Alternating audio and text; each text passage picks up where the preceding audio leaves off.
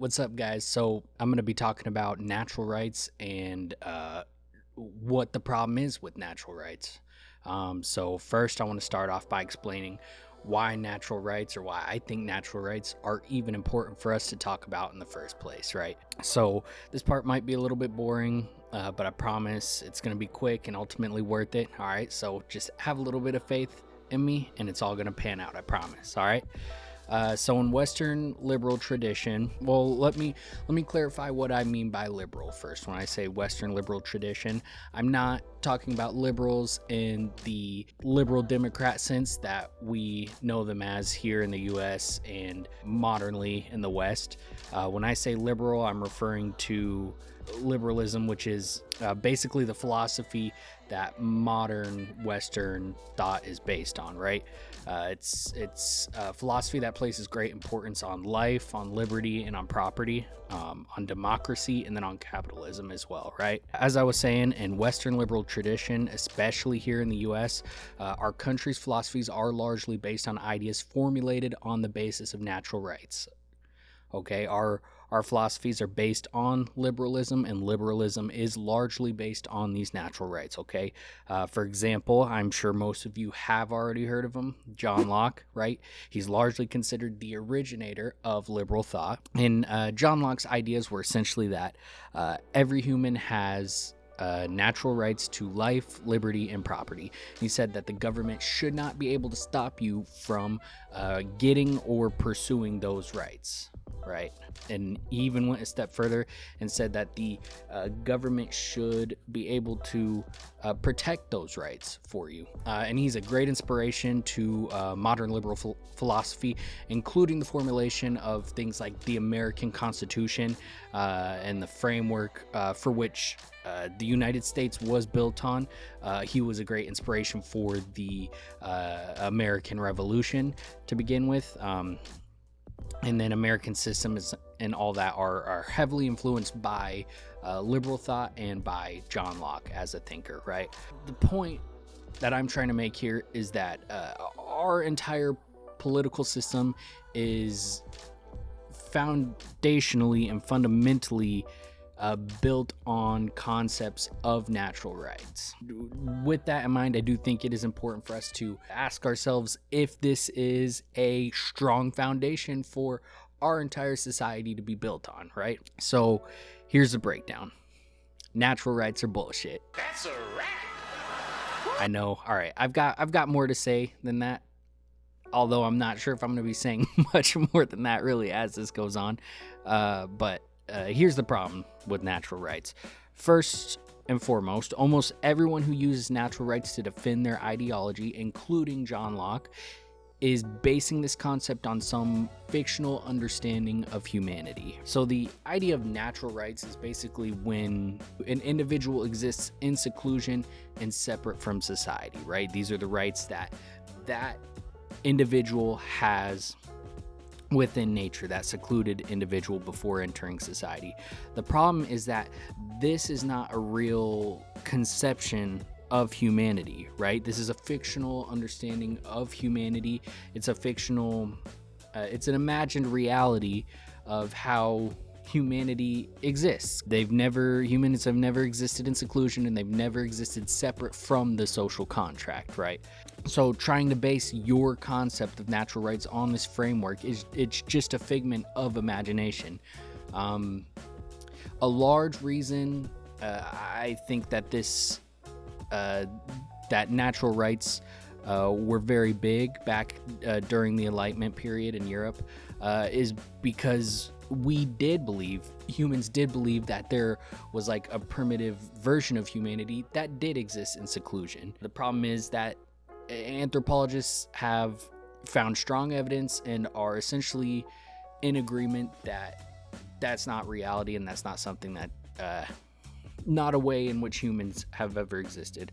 Humans have always been social creatures, which is really cool. If we're gonna have a conversation about how humans exist in nature, then maybe we should be having a conversation about how we are made to be social, but that's not the point of this video, so I digress. Even with this knowledge, our our society as it is organized is still largely defended by these concepts of natural rights, right? And these concepts of natural rights that our society is built on almost frames the formation of society or entering into a social contract as like an unnatural occurrence. And as I've gone over, that's not true. That's not the case. This is a natural occurrence. This is how we are meant to be organized socially.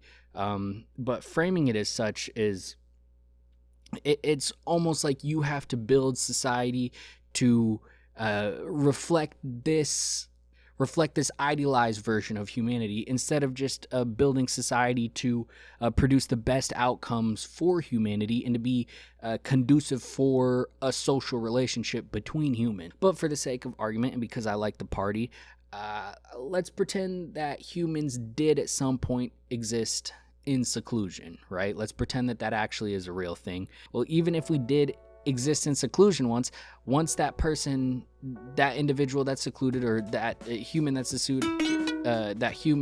secluded enters into society and enters into a social contract, that person now exists within an entirely new context, and therefore it makes no sense to try to shape society to fit a context that no longer applies, right? Once you exist within society, everything changes. Your decisions no longer affect just you. And while I do agree decisions that do only affect you should solely be your decision to make, right? But you would be really hard pressed to be able to find an example or multiple examples of a decision that doesn't affect others in some way in society, right? And I challenge you, the viewers, to come up with I challenge you guys to come up with an example of a decision you can make that doesn't affect someone in some way or another, right? And I know you've got one in your head right now. You might have a couple. You might say, hey, you're full of shit, Danny. All right, I've thought of 3 examples already off the top of my head. Sit on it for just a second and really critically try to determine or try to see if you can come up with a way that it could affect somebody else, right?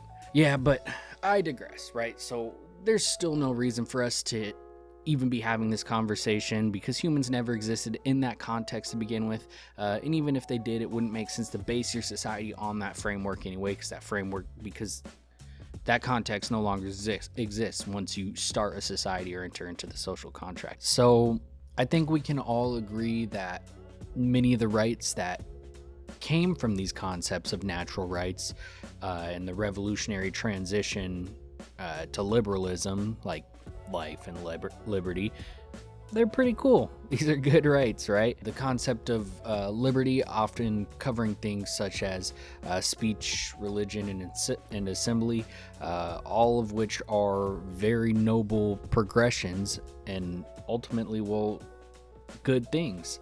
So why would I feel the need to critique natural rights and liberalism, even if it's flawed, if it has led to good things? Well, since the Enlightenment and the French Revolution, the natural right to property has ultimately evolved to mean the right to private enterprise, i.e. capitalism.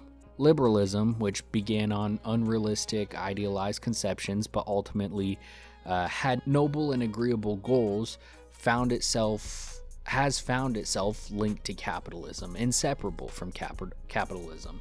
Really, whether it's intentional or not. The reason that I bring this up is because the ideology of liberalism has evolved to become so intertwined with capitalism that it now has prioritized capitalism and the right to private enterprise. And in many cases, it's prioritizing this right to private enterprise and capitalism over these noble rights like life and liberty, the rights that we all love. And even the right to property itself is noble in its most basic conception, right? And so I'm not talking about private enterprise.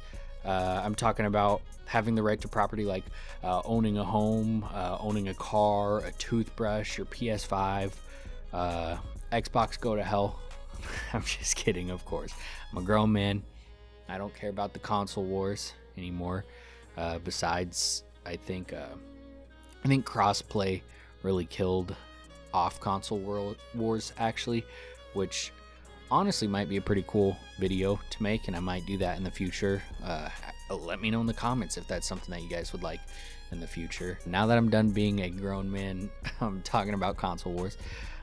So anyway, even property is a noble right in its most basic conception, but when the defense of private capital allows capital to concentrate and monopolize to the extent that it can influence the government and restrict the general population from sharing these same rights as well. And when I say sharing these same rights, I mean sharing these noble rights in the same way that those that have concentrated money, power, and influence into their hands. Well, now we've got a problem, right? And it's a really big problem because liberalism now has gotten to a point where it defends this natural right of capitalist endeavors while often stomping out the espoused noble rights at the same time, right? Liberalism's redeeming quality, even with its flawed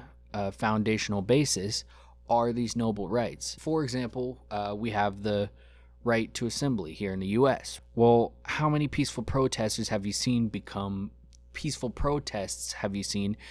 violent after the cops show up and they start brutalizing protesters, right?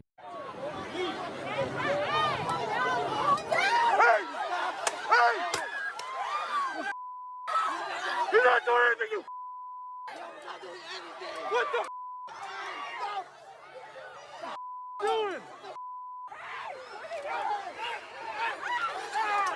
You pig!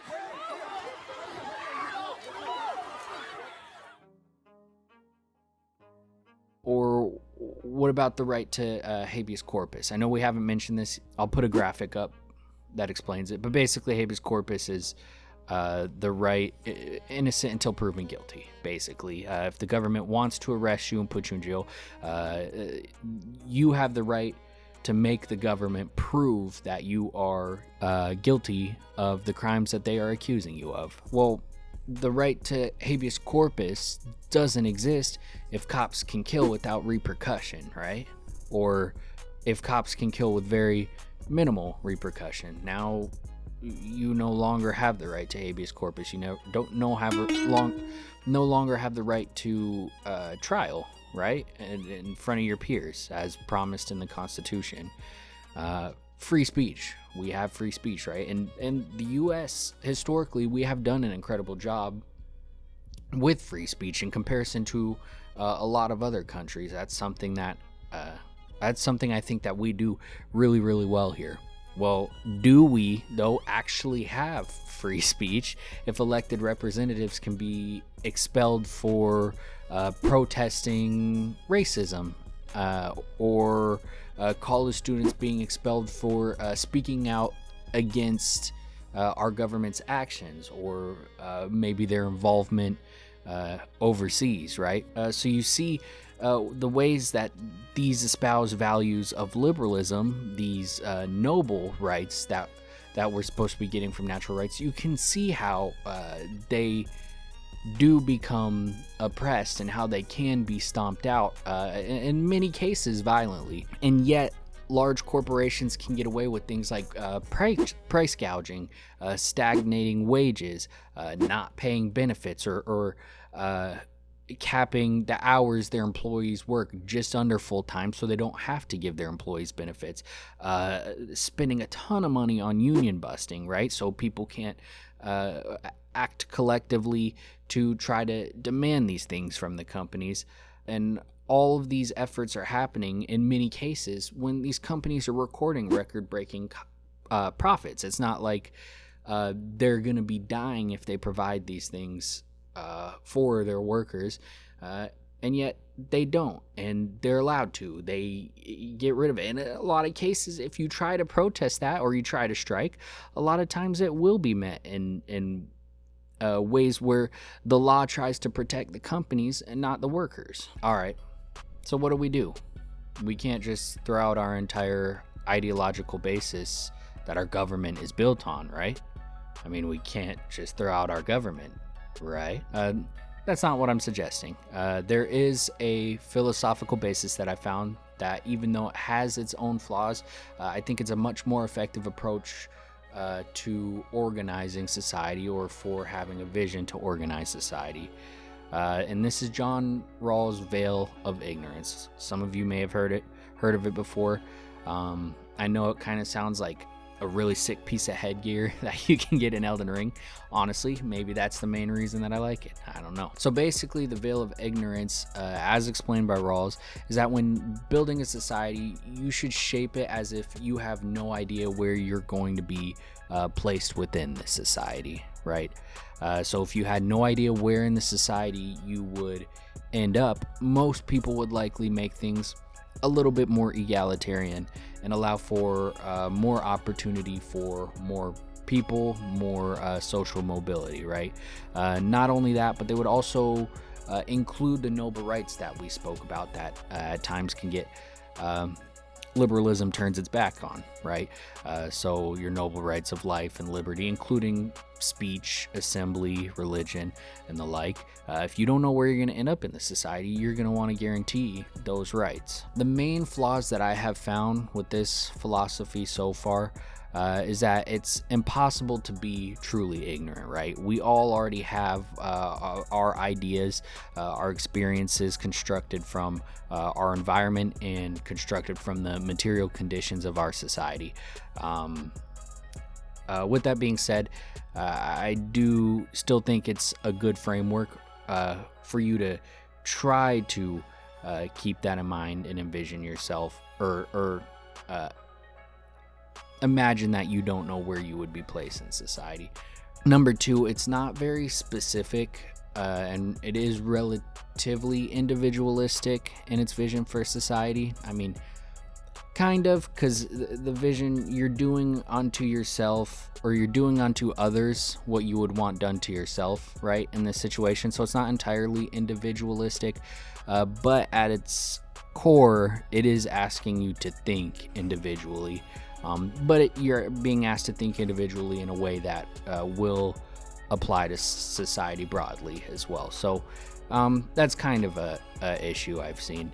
And it asks about your place in society, but it doesn't necessarily leave inspiration for cooperation, I guess. I don't know if it has to, based on how we're using this as like a framework, an ideological framework. I don't necessarily think it has to, because we can build around this framework in ways, in this more egalitarian society, I guess, to inspire cooperation, which I do think is very necessary. Humans do generally like to be cooperative, and we should do whatever we can to facilitate that cooperation between humans. But the point here is not necessarily to live and die by this concept, right? Rather, I just think it's a much more logic-driven and reasonable way to approach society and policy instead of conceptions of natural rights. Because as we discussed earlier, these natural rights they're not a real thing. If anything, natural rights have become an excuse for those in power to hold on to that power and keep those who don't have the power away from it. So the veil of ignorance as a replacement does not make false assumptions about the world.